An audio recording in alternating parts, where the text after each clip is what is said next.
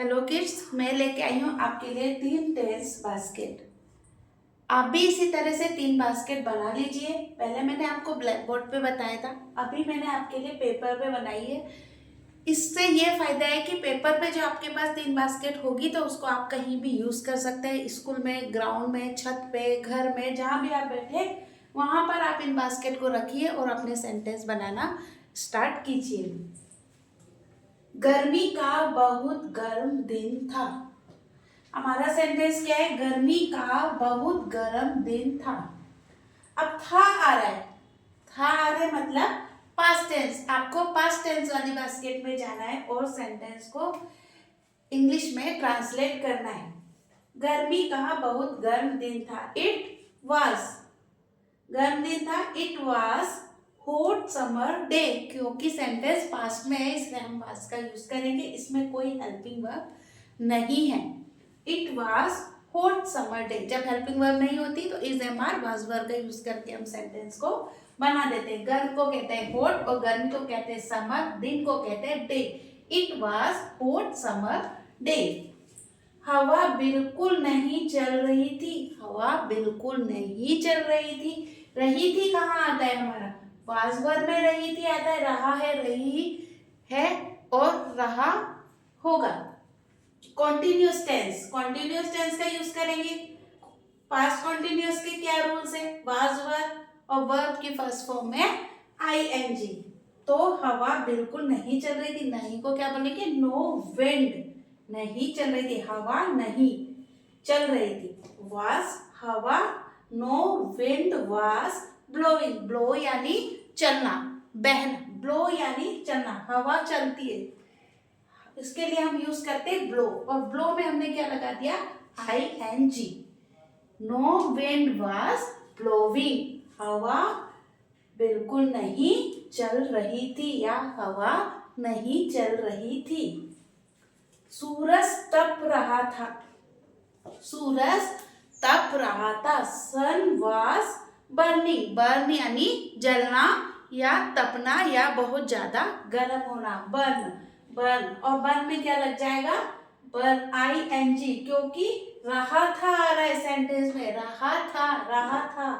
Continuous tense है, verb में आई N जी लग जाएगी। वर्ब क्या है? बर्न है, और बर्न में क्या लग जाएगा? I N ji.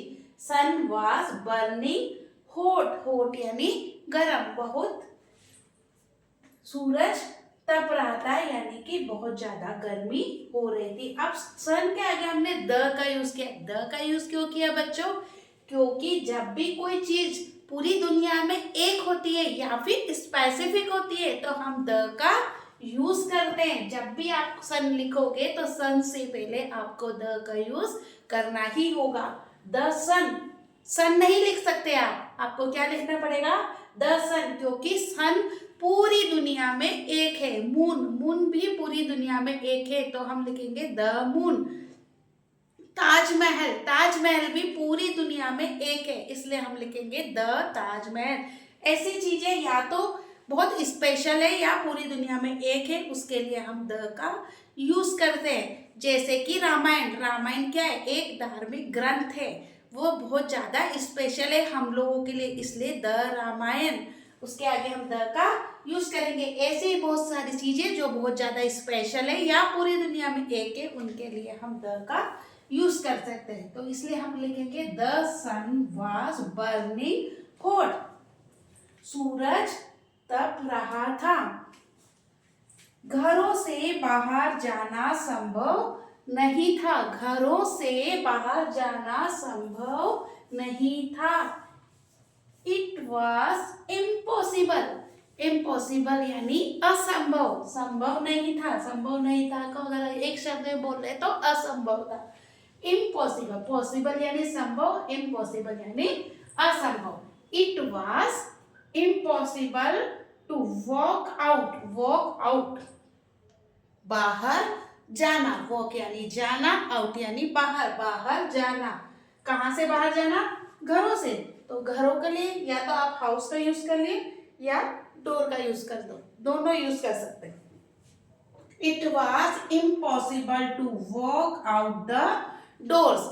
डोर्स यानी अपने घर के दरवाजा, जो बाहर जाने का दरवाजा होता है, हमें दरवाजे से बाहर जाना ही संभव नहीं है।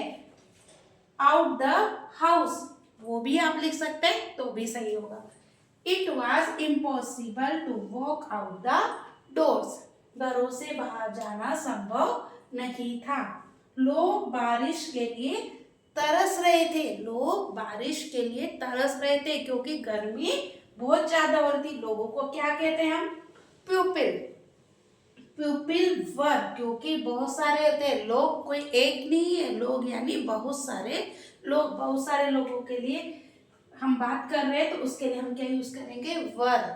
जब एक से ज्यादा की बात होती है तो हम वर का यूज करते हैं। प्यूपिल वर थ्रिस्टी फॉर रेन, तरसना, थ्रिस्टी यानी प्यासे। जब प्यास लगती है तो हम प्यासे रहते, थ्रिस्टी बहुत प्यासा था, पानी के लिए तरस रहा था।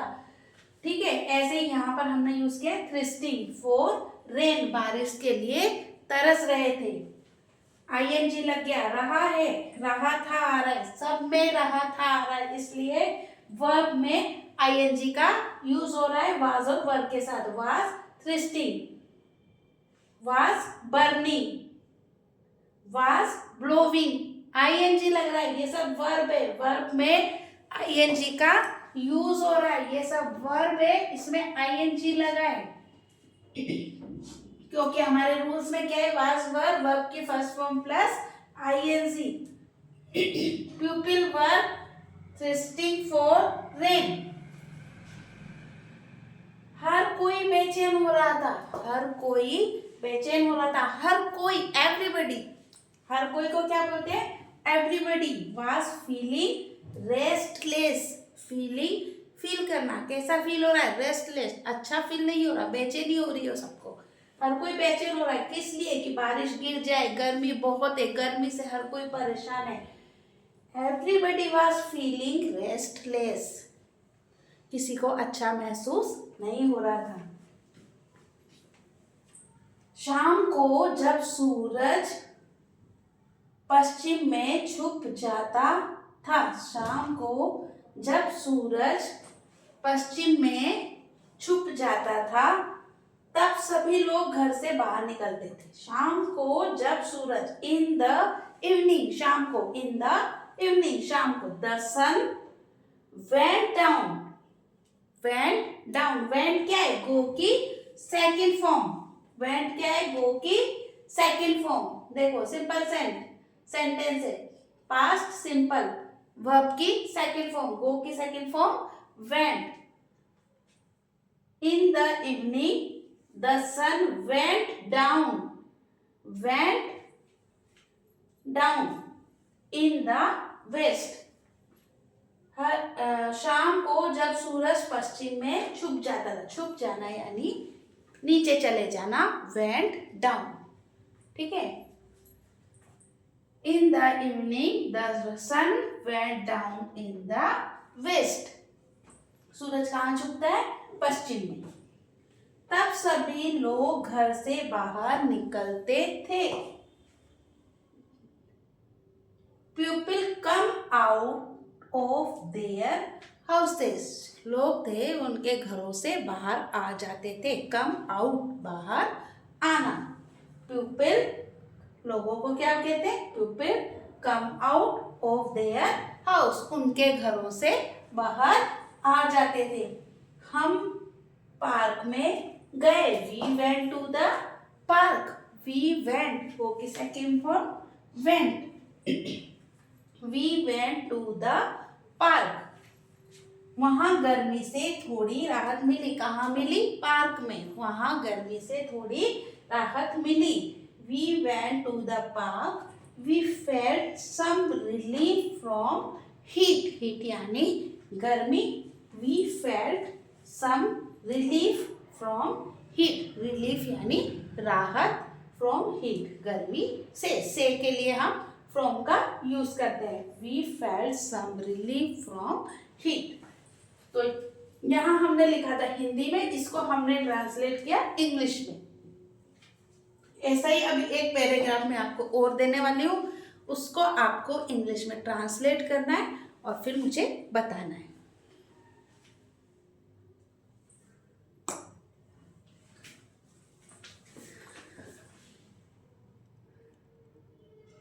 ये जो पैराग्राफ मैंने हिंदी में लिखा है इसको आपको अभी इंग्लिश में लिखना है। जब आप इसको लिख लें तो या तो मुझे सेंड कर दीजिए आपने क्या लिखा है, नहीं तो कल मैं आपको इसके इंग्लिश करके बताऊंगी। ये आपका होमवर्क है, आपको इस पैराग्राफ को इंग्लिश में ट्रांसलेट करके लिखना है इन टेंस के माध्यम से। जो मैंने टेंस बास्केट बनाई है उसको देखना है, ये पैराग्राफ को पढ़ना है, इसको इंग्लिश में ट्रांसलेट करना है। कल की जब मैं वीडियो डालूंगी इसी टाइम पे तो आपको मैं इसको इंग्लिश में ट्रांसलेट करके बताऊंगी। आपको आपने जो पैराग्राफ लिखा है उसको उस टाइम आपको चेक करना है और मुझे बताना है कि आपने अपने आप को कितने मार्क्स दिए हैं।